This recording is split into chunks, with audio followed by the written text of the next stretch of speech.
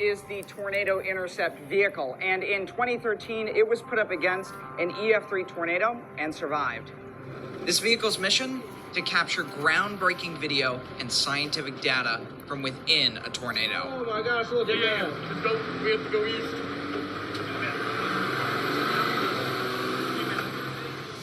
It was built in 2008 for an IMAX film directed by Sean Casey and heavily showcased in the TV docuseries Storm Chasers. TIV underwent several changes in its lifetime, which led it to this final design. This version of the TIV has flaps that prevent wind from getting underneath the vehicle. It also has spikes that go 2 feet into the ground. These spikes were essential in keeping everybody's lives safe while during that intercept. On the afternoon of May 27, 2013, iv2 arrived in Salina, Kansas, prepping to chase a moderate risk issued by the National Weather Service only hours earlier. TIV was being operated by a 3-man crew that day: IMAX filmmaker Sean Casey, navigator Brandon Ivy, and driver Herb Stein. By 6 p.m., the crew set out in a northwest direction as storms fired. As the tornado cyclone began development, Brandon directed Herb east, then north towards a dirt road, which would put them in the direct path of the storm. However, when reaching the top of a large hill situated on this road, it was clear that this was no ordinary tornado. The crew could see it had grown to almost a mile wide. An internal camera captured their conversations. Is it a large wedge? Yeah, actually, it's coming at us. I think we need to move south because I don't have a shot. It's important to recognize the reason why Sean was chasing this day and what his goals were.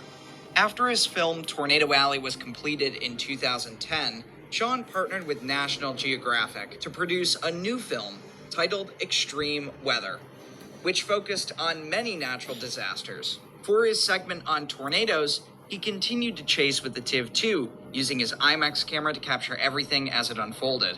However, this day would prove to be more than what he bargained for. Unfortunately, the road they had taken was quickly deteriorating as rain fell around them. With the tornado closing in, Sean ordered the vehicle to be deployed.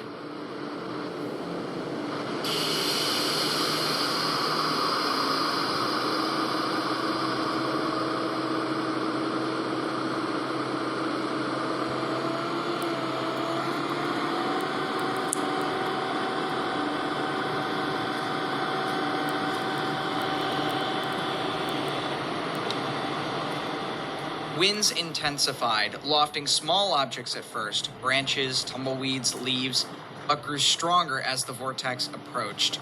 A small farmstead to the southwest of their position was obliterated by the outer winds, sending the pieces eastward towards the TIV. Inside the vehicle, the roar ramped up, and suddenly, a large bang was heard, and the turret swung wildly, launching the 90-pound IMAX camera out of its position, wedging it between the mount and the wall. At that exact moment, the anemometer was struck by a large sheet of aluminum, destroying it completely.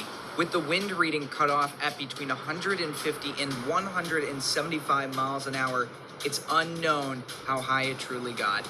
The core of the violent twister was upon them. Large chunks of hay swirled around at incredible speeds, taking the exterior of the vehicle. Moments later, a spark shot across the front windshield. Another piece of metal, likely from that same farmstead, was moving so fast it ignited on the bullet-resistant polycarbonate. This was followed by several other loud impacts, with one blowing open the roof hatch. The backside wall of the tornado passes the road, with the strong inflow winds trailing behind. The monster tornado would continue on towards Esben and dissipate. The trio seemed both audibly amazed but also startled with their close encounter with a truly violent tornado. They had unknowingly made history by getting the highest measured wind speeds by a tornado interceptor up to that point. Herb exclaimed, "I wish we had the anemometer. Of course, the anemometer may be gone." In the immediate aftermath, Sean would make a post on social media. "TIV just hit by very strong tornado. We are okay." And filmed IMAX. Hit with lots of debris. Door open, piece of wood entered vehicle.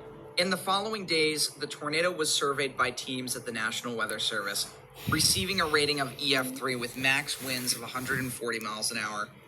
This tornado would be followed by the much more notable Bennington, Kansas storm, and ultimately became sandwiched in between two of the most historic tornadoes from that year, Moore and El Reno. Sean stated to Inside Edition a day after the historic intercept, "It was the roughest tornado we've ever been in. Maybe 5-10 miles per hour more wind, and it may have been an unhappy ending." TIV continues to operate today, but not without the scars of May 27th, 2013. I hope you enjoyed this video. It's a departure from my regular content, and let me know if you want to see more